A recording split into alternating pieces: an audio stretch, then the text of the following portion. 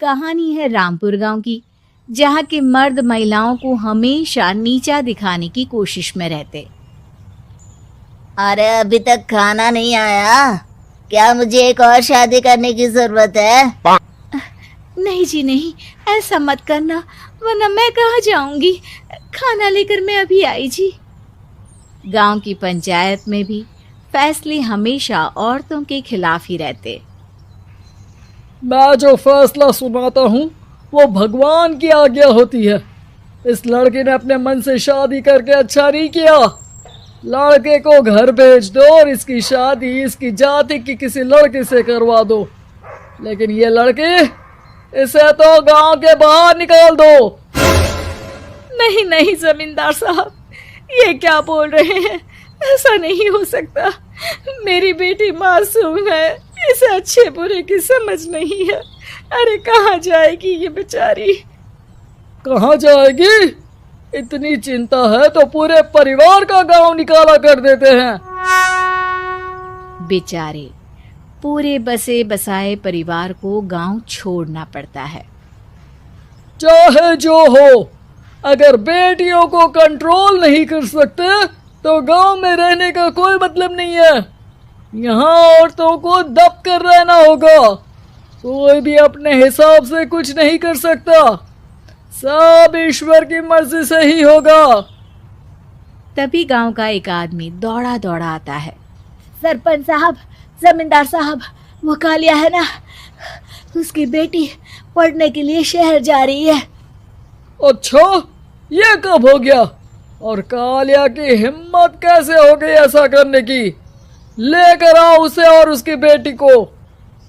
बस फिर क्या था, हाजिर हो जाते हैं कालिया और उसकी बेटी सरपंच के सामने। और कालिया, ये क्या सुनने में आ रहा है? बेटी को इंजीनियर बना रहा है तू? और ये बता, गांव में तो स्कूल नहीं है, फिर कहां से इतनी क्लास पास कर गई तेरी बेटी? राधा, जो कि कालिया की बेटी है, उसे लगता है कि सरपंच उसकी तारीफ कर रहे हैं। सरपंच जी, मैंने ऑनलाइन पढ़ाई की है, डिस्टेंस लर्निंग से। सभी में मैंने अच्छे नंबर पाए हैं, जिसे देखते हुए शहर की इंजीनियरिंग कॉलेज में मुझे स्कॉलरशिप मिली है। वाह जी वाह, क्या होती है ये? पहले तो ये बताओ, फिर आगे की बात करते हैं। पूरा गांव राधा की बात सुन रहा था और राधा बोलती जा रही थी। तो ऐसे मैं फ्री में एक अच्छी शिक्षा लेकर गांव में जो कुछ परेशानियां हैं, जैसे बिजली, पानी और इंटरनेट जैसी समस्याओं के लिए काम करूंगी। मैं गांव को शहर से जोड़ने के लिए पुल का निर्माण करवाने का प्रस्ताव रखूंगी। मुझे पूरी उम्मीद है कि जल्द ही हमारा गांव भी तरक्की की राह पर चल पड़ेगा। राधा की बात सुनकर सारे गांव वाले ताली बजाने लगते हैं। सरपंच को समझ नहीं आता कि वो क्या करे। चुप रह नादान लड़की, गांव के खिलाफ जाने के लिए तुझे गांव से बेदखल कर दिया जाएगा, वो भी पूरे परिवार के साथ। और हाँ, अगर ठीक से गांव में रहना चाहती है तो ये पढ़ाई लिखाई छोड़ दे। हम तेरे लिए गांव का कोई होनहार लड़का देखेंगे। तभी गांव का एक आदमी बोल पड़ता है।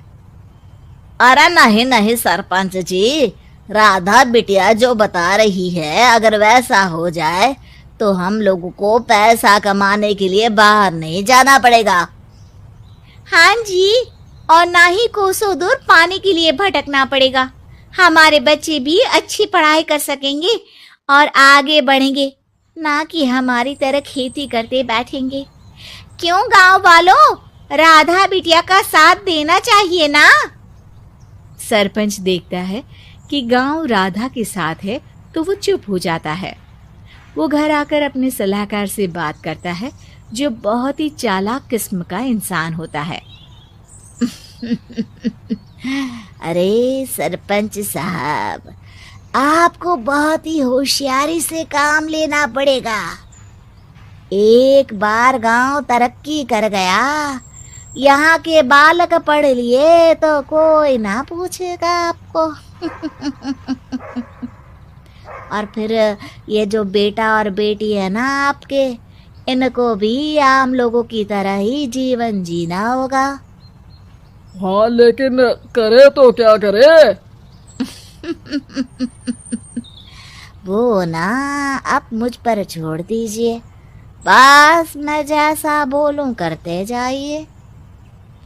अगले रोज सुबह जब गांव वाले सोकर उठते हैं तो राधा के घर के बाहर और साथ ही वो लोग जिन्होंने राधा का सपोर्ट किया था उनके घर के आगे लाल रंग से कल आऊंगी लिखा होता है।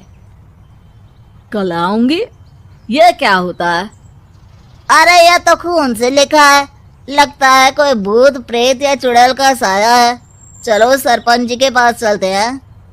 सभी सरपंच के पास जाकर उसे सारी बात बताते हैं। और ये तो बड़ी मुश्किल की बात है। चलो, मैं एक बाबा को जानता हूँ, उन्हें बुला लेता हूँ।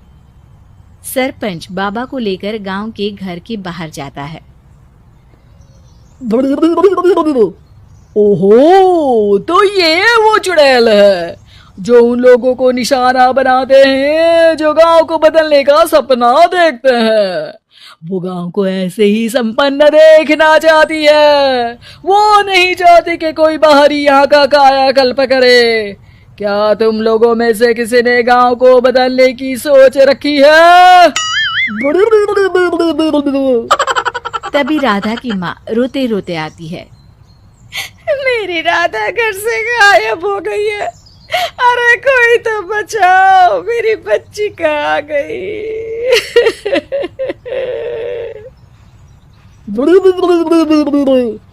ले गई वो चुड़ैल, तेरी बच्ची को ले गई।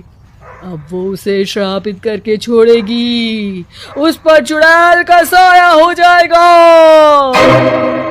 तभी बुरी सी हालत में राधा भी वहां आ जाती है।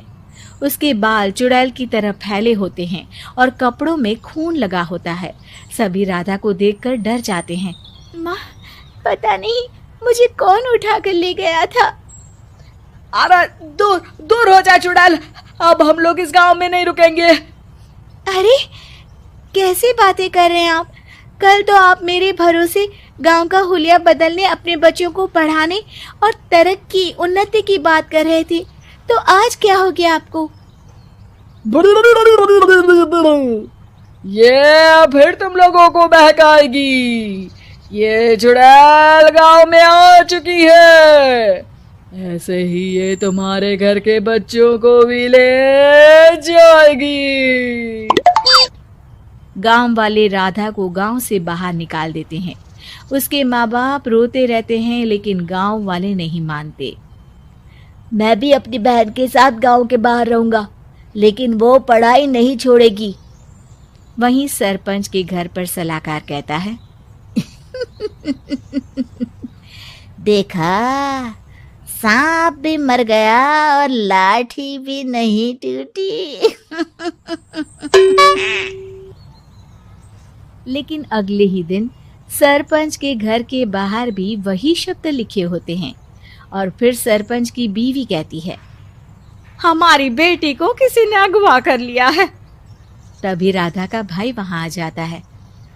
अरे गांव वालों, मैंने सरपंच जी की बेटी को देखा था, वो चुड़ैल उसे उठाकर ले जा रही थी। अरे क्या मजाक कर रहे हो? नहीं नहीं सरपंच जी, आप नहीं जानते, वो चुड़ैल अब आपकी बेटी में आ जाएगी, जैसे राधा के अंदर आ गई थी। तभी सरपंच की बेटी वैसी ही हालत में वहां आती है जैसे राधा आई थी। पापा, पता नहीं कैसे मैं गायब हो गई थी। चुड़ैल, इसके अंदर भी चुड़ैल का साया है, मारो इसे। अरे नहीं नहीं, इसे भी राधा के पास गांव के बाहर ही भेज दो। अरे चुप रहो, मेरी बेटी कहीं नहीं जाएगी और चुड़ैल बुड़ैल कुछ नहीं होता है। अरे कैसे बात कर रहे हो सरपंच जी? आप तो बोल रहे थे कि आपका फैसला भगवान का ज्ञान होता है, तो अपने पर बात आई तो अब आप ऐसे बोल रहे हैं। अरे ना ना ना, आपको अपनी बेटी को त्यागना ही होगा।